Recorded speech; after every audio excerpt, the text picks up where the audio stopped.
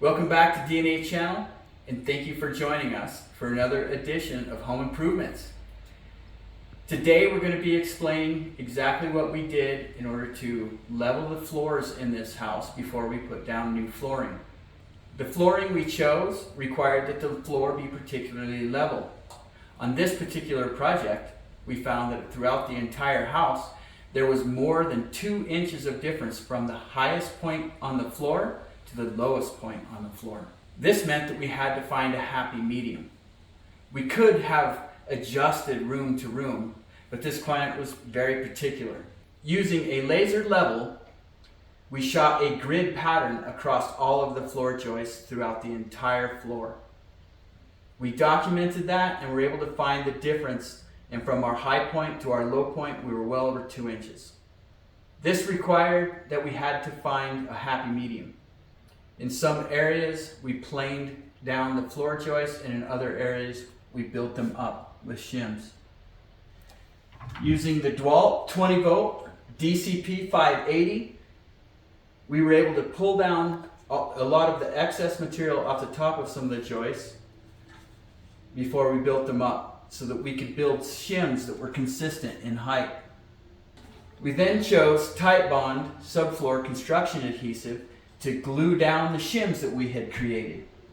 At that time, we used brads in order to shoot these things down and tighten them up. In some areas, we were able to screw them down and remove the screws where we had to plane a little bit of the extra material off the top, just a fraction. In some areas, it was perfect, so we were able to brad nail them down. This was really a massive project, and this is a large floor area. The uneven area of this floor spanned all the way from the kitchen, dining room, living room, into the bedrooms, and into the bathroom. We could have chosen to find different elevations in each. Our client insisted that we bring all floors to a particular level. This ended up being a huge job. Leveling the floor joists, plus adding the subfloor afterwards, required an enormous amount of subfloor adhesive. We chose to buy the Titebond subfloor construction adhesive by the case because we knew we were going to be using a lot of it. This would have been tedious work with a manual caulking gun. We chose the DeWalt 20 volt DCE 570 as just the tool to lay down the subfloor adhesive. This unit comes ready to feed the 28 ounce cartridges. It's got an anti-drip system, variable speeds, and it's easy to load.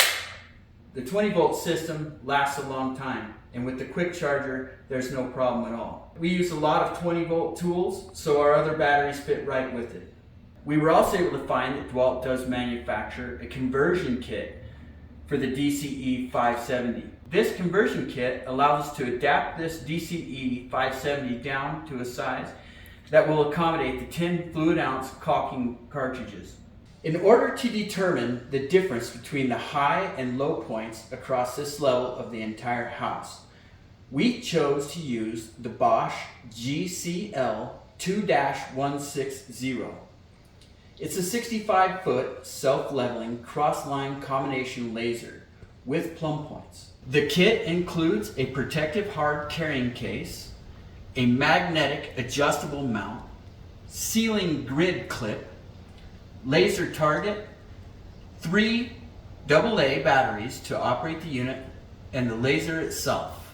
It comes with a wonderful book of instructions that will show you exactly how to use the unit.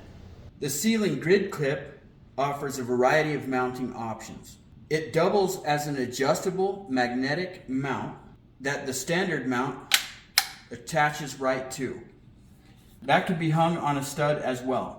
It provides the opportunity to make fine adjustments in elevation as you adjust the laser to be just where you like it.